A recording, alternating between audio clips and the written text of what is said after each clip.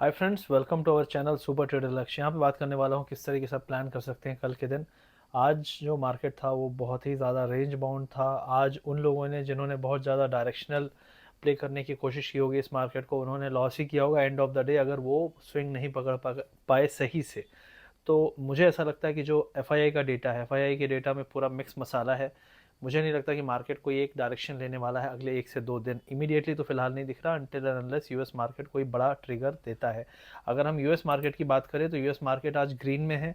Nasdaq ने bounce मारा है और डाउ भी ग्रीन में है। एसएनपी बहुत ज़्यादा ग्रीन में नहीं है, लेकिन फिर भी डाउ से बेटर कर रहा है। यहाँ पे जो इम्पोर्टेंट चीज़ वो ये है कि जो रुपी है वो अभी भी कमज़ोर है। डॉलर जो है वो कमज़ोर हो रहा है, जो कि एक अच्छा न्यूज़ होता है। डॉलर स्ट्रांग होता है तो वो प्रॉब्लम होता है इमर्जिंग मार्केट के लिए। लेकिन उसके बाद भी रुपी जो है वो स्ट्रांग नहीं हो रहा है। क्रूड ऑयल जो है वो फिर से रॉकेट की तरह भागा है, $83 के आसपास पहुंच चुका है। गोल्ड आज गिरा है, ठीक है। और अगर करेंसीज में बात करें तो कुछ खास इतना मूवमेंट नहीं है क्योंकि डॉलर शांत है। और बॉन्ड यील्ड्स फ्लैट है 4.46 के पास, 5 तक गई थी, अभी काफ़ी अच्छे लेवल पे है। तो प्रॉब्लम यहाँ पे कुछ खास दिख नहीं रही है। तो क्या मार्केट किसी चीज़ का वेट कर रहा है? मुझे लगता है कि मोस्ट प्रॉब्ली मार्केट थोड़ा सा डल फेज में जा रहा है ओवरऑल। ये जो सीज़न है इस टाइम पे अगर कोई बड़ा इवेंट नहीं होता है तो मार्केट गिरता कम है, धीरे धीरे ऊपर जाता है। सेंटा रैली आती है, सेंटा रैली के पहले अगर मार्केट कोई बड़ी प्रॉब्लम से जूझ रहा होता है तो ज़रूर मार्केट गिरता है। लेकिन अभी इन्फ्लेशन का डेटा बहुत बुरा नहीं आया था। जो डॉलर है वो ऑलरेडी कमज़ोर हो चुका है, तो इसलिए कोई ऐसा रिस्क इमीडिएटली नहीं दिख रहा है। इसराइल वॉर में कुछ खास अभी न्यूज़ का ज़्यादा इम्पैक्ट भी नहीं हो रहा है और ऐसा कुछ बड़ा हो भी नहीं रहा है। तो फिलहाल मार्केट को ऐसा कुछ ट्रिगर नेगेटिव या पॉजिटिव नहीं दिख रहा है। तो रेंज बाउंड मार्केट की उम्मीद है। 2 दिन गिरा, 2 दिन उठा, नेट नेट एक रेंज में है। ब्रॉड रेंज अगर आपने पकड़ ली तो आप 2 दिन की रैली के बाद बाउंस को सेल कर सकते हो, 2 दिन के डिप के बाद आप उसको बाय भी कर सकते हो। पहले बात कर लेते हैं निफ्टी बैंक निफ्टी के लेवल्स की। तो सबसे पहले निफ्टी की बात करूंगा। निफ्टी का जो सपोर्ट है वो है 19,600 610 पे, और जो रेजिस्टेंस है आपका वो 19,850 890 के आसपास। लेकिन मुझे ऐसा लग रहा है कि मार्केट फिलहाल रेंज में रहने की कोशिश करेगा इस हफ्ते। तो अगर आपको यहाँ पे बहुत ज़्यादा डायरेक्शन लेने की कोशिश आप करोगे तो आपको प्रॉब्लम हो सकती है। तो मेरा मानना है कि एक स्ट्रैंगल बना के स्ट्रैटेजी आप यहाँ पे कर सकते हो। रेंज आपकी हो सकती है 19,580 से लेके 19,780, ठीक है। 580 से 780, मतलब ये आपकी जो रेंज है, करीब करीब इस रेंज में अगर आप प्ले करते हो तो आपको निफ्टी में कोई दिक्कत नहीं होगी। इस हफ्ते भी, अगले हफ्ते के लिए भी अप्रॉक्सीमेटली रेंज यही रहने वाली है। बैंक निफ्टी की बात करूंगा तो बैंक निफ्टी बिल्कुल ही इनडिसाइसिव है। मतलब यहाँ पे ना डाउन साइड लग रहा है बहुत ज़्यादा। डेटा थोड़ा सा बेरिश आया था फ्राइडे का, लेकिन फिर भी उस डेटा के बाद भी कोई खास डाउन साइड ट्रेंड आज नहीं दिखा और डेटा फिर से बैलेंस होता हुआ दिखा है। तो मुझे लगता है डाउन साइड में 43 300 350 स्ट्रॉन्ग सपोर्ट है। और जो रेजिस्टेंस है इमीडिएटली वो आपका 44,020 44,040 के आसपास है। उसके ऊपर बुलिश है, अगर वो नहीं पार करते तो ये रेंज रहेगी ब्रॉडली। और इस रेंज में मुझे नहीं लगता कि मार्केट बहुत झटके देगा। तो 200-250 पॉइंट की रैली आए, उसके बाद मार्केट फिर से आपको एक वापस से डिप देता है, और 200-250 पॉइंट का डिप आता है, उसके बाद फिर से एक बाउंस देता है। तो नेट नेट क्या करना है आपको? अगर आप स्ट्रैंगल प्लेयर हैं तो ये रेंज आपकी है 44,000 से लेके 43 500 550 अप्रॉक्सीमेटली। अगर थोड़ी और ब्रॉड चाहिए तो 400 आप ले सकते हो। लेकिन इतनी रेंज में आप अगले हफ्ते तक के लिए सेफ रह सकते हो। अगर 44,050 टूटा तो कॉल सेलिंग से एग्जिट, अगर 43,400 टूटा तो पुट सेलिंग से एग्जिट। तब तक ये रेंज मेंटेन करो, एडजस्टमेंट करते रहो।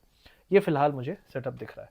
विक्स आज ऊपर बंद हुआ है, लेकिन इसका कुछ मायना नहीं है क्योंकि विक्स ऊपर होने के बाद भी प्रीमियम में भारी डिके हुआ है। तो ये कुछ खास मुझे लगता है सिग्निफिकेंस इसका नहीं है। ओवरऑल फाइनेंस, निफ्टी फाइनेंस की बात करूं तो 19,680 रेजिस्टेंस है और 19,000 approximately, just a moment, 400 450 support है, ठीक है। तो आपका ये यहाँ पे 400 पॉइंट की रेंज है। यहाँ पे भी आपको सेम स्ट्रैटेजी, क्योंकि देखो आप आज के मार्केट में आपको समझ में आया नहीं आया, कल फिर आपको यही मिलेगा।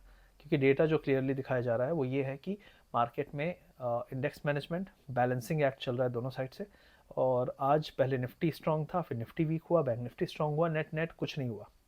तो ये दिखा रहा है कि आपको इंडेक्स में ब्रॉडली बहुत तरीके से बैलेंस किया जा रहा है।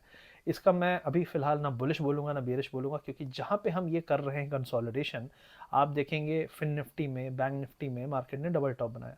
डबल टॉप के बाद जो ये एम बनता है, इसका जो मिडिल पॉइंट का लो पॉइंट जो होता है मिडिल लाइन का, हम वहीं पे हैं।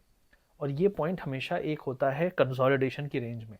तो हो सकता है कि हम अगले 15 से 20 दिन बोल रहा हूँ क्योंकि चुनाव का रिजल्ट है 3 दिसंबर, उससे पहले तो नहीं, तब तक हम एक रेंज में ही चले जाए, बहुत हाई चांस है। ठीक है, तो रेंज में जब जाता है ना मार्केट, तो बहुत ही ज़्यादा सतर्क रहना है। अगर आप ऑप्शन बायर हो तो ऑप्शन सेलर बनने की कोशिश करो, और नहीं कर सकते तो दिन का एक मूव पकड़ने की कोशिश करो। कुछ लोगों से मैं बात करता हूँ जो ज़्यादा ट्रेड लेते हैं, मैं कहता हूँ दिन के 2 ट्रेड सबसे बेस्ट होते हैं, सबसे बेस्ट। मैं इस समय दिन के 2 ट्रेड लेने की कोशिश करता हूँ, 1 या 2, मैक्सिमम 3 होता है, लेकिन 2 ही ज़्यादातर होता है। तो मैं एवरेज कहूँ तो मेरा 2-2.5 ट्रेड होगा, ना कि 3। तो 2 ट्रेड अगर आप लेने की कोशिश करोगे तो आप हो सकता है कि एक बार बुल पकड़ो, एक बार बियर पकड़ो, या फिर आप 2 बार सेल द बाउंस करने की कोशिश करो, या आप 2 बार बाय द डिप करने की कोशिश करो। तो इस तरीके से माइंड सेट अगर आपका क्लियर है ना, तो आपको दिक्कत नहीं हो रही है। लेकिन जो लोग पूरे लगे हैं पूरे दिन सुबह 9 बजे से 3 बजे, वो बर्बाद हो रहे हैं, तो वो मत करो आप, मेरा ये मानना है। स्टॉक्स में मुझे लगता है कि बैंक में अगर आप देखो तो HDFC बैंक आज थोड़ा सा फ्लैटिश था, एक्सिस बैंक रेड था कल भी, मतलब भारी रेड था। तो मुझे लगता है कि एक्सिस बैंक, ICICI बैंक ये थोड़ी वीक बैंक है, मैंने पहले ही बात की थी। SBI थोड़ा वीक बैंक है, लेकिन आज उसने भी थोड़ी सी बैलेंस करने की कोशिश की। HDFC स्ट्रॉन्ग की तरह बिहेव कर रहा था, लेकिन HDFC अभी भी हाई से बहुत नीचे है, और जिस एरिया में है यहाँ पे वो सेफ़ नहीं है। यहाँ से फिर से फॉल शुरू हुआ तो आपको काफ़ी डाउन साइड लेवल दिख सकते हैं। तो फिलहाल मैं कहूँगा कि बैंक में ज़्यादातर बैंक कमज़ोर हैं, ना कि स्ट्रॉन्ग है। IT में कहूँगा ज़्यादातर जो स्टॉक्स हैं वो स्ट्रॉन्ग बिहेवियर, स्ट्रॉन्ग स्ट्रक्चर दिखा रहे हैं। और अगर आप PSU बैंक बोलेंगे तो यहाँ पे भी आपको ज़्यादातर जो साइंस हैं, कैंडल स्ट्रक्चर हैं, वो आपको दिखा रहा है कि बाउंस आ रहा है, लेकिन वो टिक नहीं पा रहा है। तो क्या है, सेल द बाउंस है। और अगर आप बात करें ऑटो की, तो ऑटो ने आज थोड़ा सा डिप दिया है, लेकिन ऑटो में ये करेक्टिव, मतलब कहते हैं बुल रैली का करेक्शन है, तो यहाँ पे कोई बहुत ज़्यादा करेक्शन की उम्मीद नहीं है। 16,600 इस इंडेक्स का सपोर्ट है, वहाँ तक आ भी गया तो वो इस पूरी रैली को डिस्टर्ब नहीं कर रहा है, वहाँ से फिर से एक बाउंस आने की उम्मीद है। तो ओवरऑल मेजर आपको ध्यान रखना है कि मार्केट में ऑप्शन सेलिंग बेटर आइडिया है, डिके ज़्यादा होगा, और मार्केट को एक रेंज में रखा जा रहा है, डेटा भी यही दिखा रहा है, मार्केट बिहेवियर भी यही दिखा रहा है। तो थोड़ा सा जो चीज़ मार्केट दिखा रही है उस हिसाब से ट्रेड करो, सिंपल सी चीज़ है, बहुत ज़्यादा ज्ञान गोली नहीं देना है। तो आई होप ये वीडियो अच्छा लगा। वीडियो अच्छा लगे तो लाइक करिए, शेयर करिए, सब्सक्राइब करिए। हमारा ऑफिशियल टेलीग्राम चैनल, उसका लिंक वीडियो के पिंड कमेंट में है, सर्च करेंगे तो फेक चैनल बहुत मिलेंगे, तो फेक चैनल से बच के सिर्फ हमारा एक चैनल है, और उसका लिंक हमारे पिंड कमेंट में है, चेक कर लीजिएगा डिस्क्रिप्शन में।